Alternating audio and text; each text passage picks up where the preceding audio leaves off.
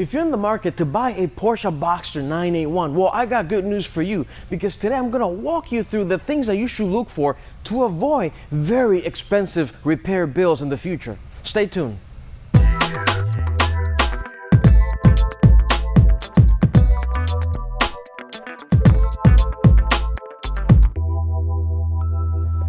The 981 Porsche Boxster came out in 2012 and ran all the way through 2016. Very short period for a Porsche. But this is a great looking car. Reminds me a lot of the Carrera GT, and I think it's the one that looks the most like it. This car came in many different trims. You have the base model, which this is. You have the S and the GTS and a special edition Spyder. Also, keep in mind that this car is a shared platform with the Porsche Cayman. So what I'm going to say here can be applied to that model as well.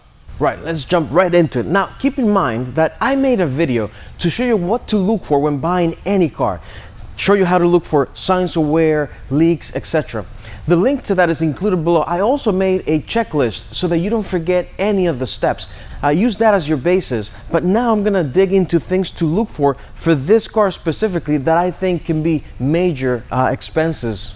Keep in mind that it's never a bad idea to bring along a car-savvy friend with you to help you look for things. Or you can also take it to a Porsche dealership or a Porsche specialist and have them do a PPI, a pre-purchase inspection that can highlight all the flaws in the vehicle. Right, so let's jump right into the issues, starting with the engine. Now, as you may know, this is a mid-engine car. The engine sits right in here. It's a flat 6 and sits very low down. So make sure that you go under the car, look for signs of leaks. Gaskets wear out, valve cover gaskets especially. The part itself is very cheap. However, the labor is very intensive. So make sure you get underneath with a flashlight. Look very, very closely at all the components down there for oil leaks. While you're down there, I also want you to look for two more things. First, let's look at the coolant leaks. If you find signs of coolant, that is a critical problem that can be very costly, okay? So get underneath and look for signs of even dried out coolant, okay? This could be a leak that was previously repaired or something that dried out because the leak is small enough. Be very cautious about this because it can be a very expensive repair. Now, the other thing I want to talk to you about is the exhaust right here. So the valves that open up the sport exhaust sometimes get corroded, and you start to hear noises coming out of these valves. So make sure you get underneath, move the valve in and out just to make sure that it functions properly without making noises. And then you can also do this by starting and stopping the engine from inside the cabin. Next thing I want to highlight is the convertible top. Make sure to operate the top multiple times. Put it all the way down, all the way up, just to ensure that all components are working properly. Also look for signs of cracks and leaks on the top, because what happens is from folding it so many times, it can develop cracks and leaks. Next, I want to talk about the PDK transmission. Now, these cars come option with a PDK, which is an automatic dual clutch transmission, or a manual transmission. And the PDK, it's not very often, but every now and then seem to develop some issues. And this is due to worn out components or just improper use by the previous owner. So make sure that you operate the transmission in different conditions and make sure that it is operating smoothly.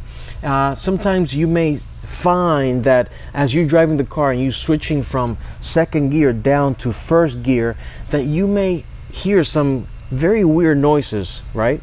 So make sure that you operate the transmission through all the gears and that it is operating smoothly to iron out whatever issues may be hiding underneath.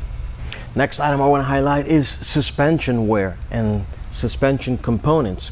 Now, be sure to check out the suspension, both visually underneath, look around, and as you test drive the vehicle. If you hear any clunky noises or a feeling of something is loose, be sure to take note of that, because these can be quite expensive to repair depending on what the problem is. Obviously, taking it to a mechanic to perform a pre-purchase inspection is the ideal situation, because these cars are so low, it's very difficult to get underneath. Also, check out the tire wear, because that's a very big sign of alignment issues or worn out bushings, etc. So if the tires are experiencing uneven wear, that could be an indication of suspension problems. And while I'm here, let's talk about the brakes. These puppies can be quite expensive, so be sure to check the brake pads and the wear on your actual rotors as well, as you are inspecting the vehicle. Out on the road, if you feel vibration or shakiness as you step on the brakes, be sure to look here, because it could potentially be worn out components. Also, you can actually use your phone and just stick it in here to look at the brake pads, because depending on the thickness of those pads, you may have just 1,000 or 2,000 miles left of driving enjoyment. So make sure that you look at that. Also, your parking brake, right? This has an electronic parking brake that has been known to have issues. So make sure you engage that parking brake multiple times and that it's operating without issue. Another item I want to highlight is the air conditioning. You have heat exchangers right here for your air conditioning. And what happens is that they get clogged, they get hit with rocks and different things. There's one on either side of the car, and so because they are basically exposed, anything can go in there and block them or bend the fins in there. So look in there, make sure that all of these heat exchangers are actually nice and clean. Also, there's been reports of issues with the fan inside, where the fan sticks and requires replacement. Some people have been able to open up the area and spin the fan, and that gives you a few more months until you actually have to replace the fan.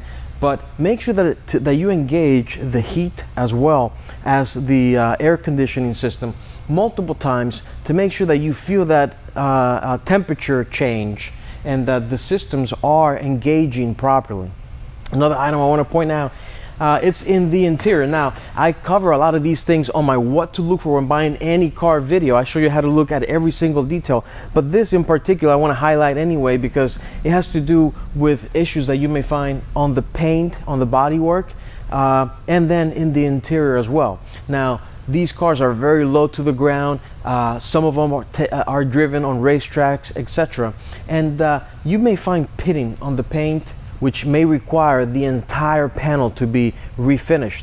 So be sure to look at every single panel for rock chips and things like that. In the interior, I want to make sure that you're looking at all the functions, as well as if your car is finished with the full leather interior, look at the dashboard and make sure that there are no areas where the leather is pulling from the dash. What happens is you may have defective glue and the leather starts to peel off from the dash. That can be a very, very costly repair. Next, let's talk about recalls. And you can find recall information for these vehicles in both the manufacturer's website and in the National Highway Traffic and Safety Administration's website. Just put the 17 code VIN number in there and it'll give you all the information regarding recalls for these vehicles. That's it for this car. If you know something that I've missed, please put it in the comments below, as it can help other people. If you're interested in knowing more about the history of the Boxster, I've made 2 videos on the 9A7 and the 9A6, so be sure to check those out. For now, thanks for watching. Like, comment, share, and subscribe. Thank you, and see you on the next video.